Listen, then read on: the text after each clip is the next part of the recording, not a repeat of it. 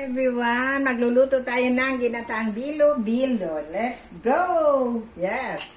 So, nandito na ang tubig ng gata na dalawang gata natin 35. Yes! So, nilagay ko na yung nalagay na natin yung gabi, tsaka yung, yan see? Nalagay na natin yung gabi, what do you call this? Naghalo-halo. Gabi, kamuting kahoy, yan.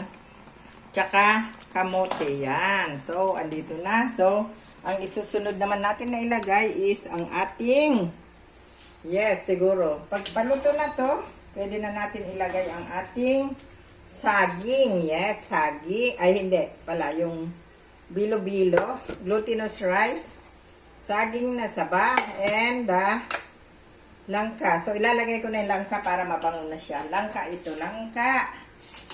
Yes. Yung langka ko is 100.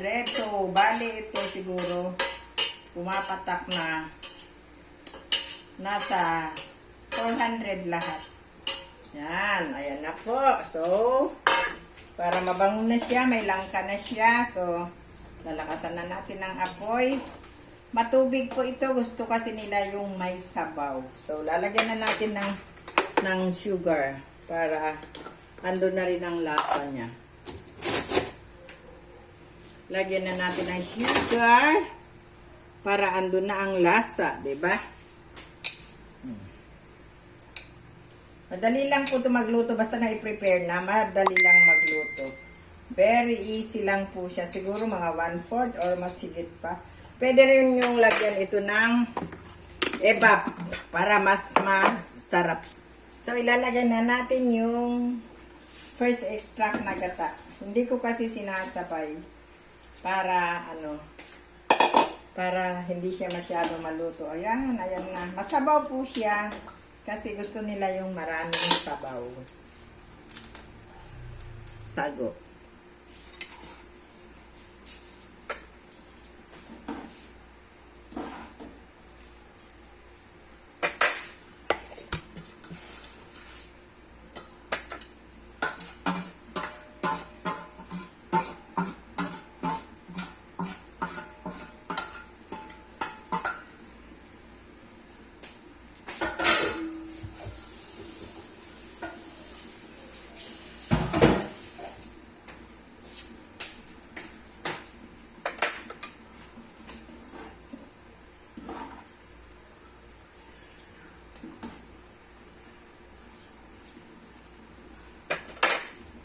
Check it out.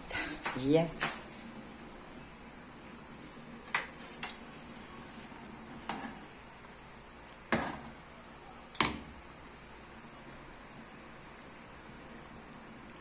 Ayan na siya.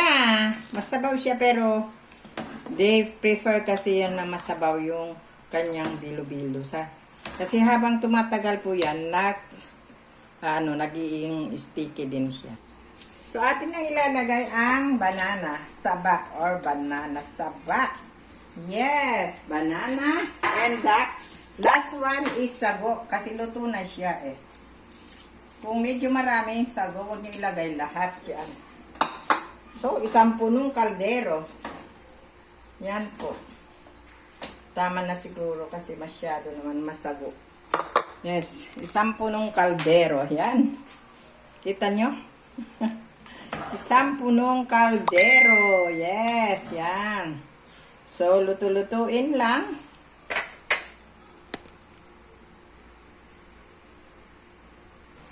Yes, ito na ang aking ginataang bilo-bilo. Kain na kayo. Yes. Yummy, yummy talagang bilo-bilo. Yan. Eat na kayo. Yan.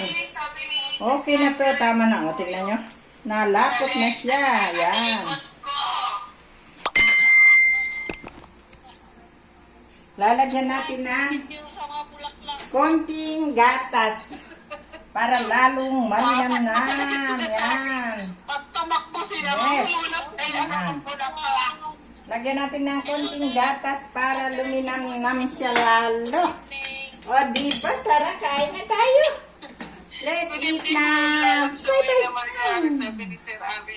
Kain na tayo ng Hello ginataan. everyone, sabi ni Ma'am Catherine Kimuyog Nicolas. Ito na. Kain na kayo. Bye. Yes. Ginatang dilo kayo dyan. Hello, si Sir Uwi na sabi ni Catherine.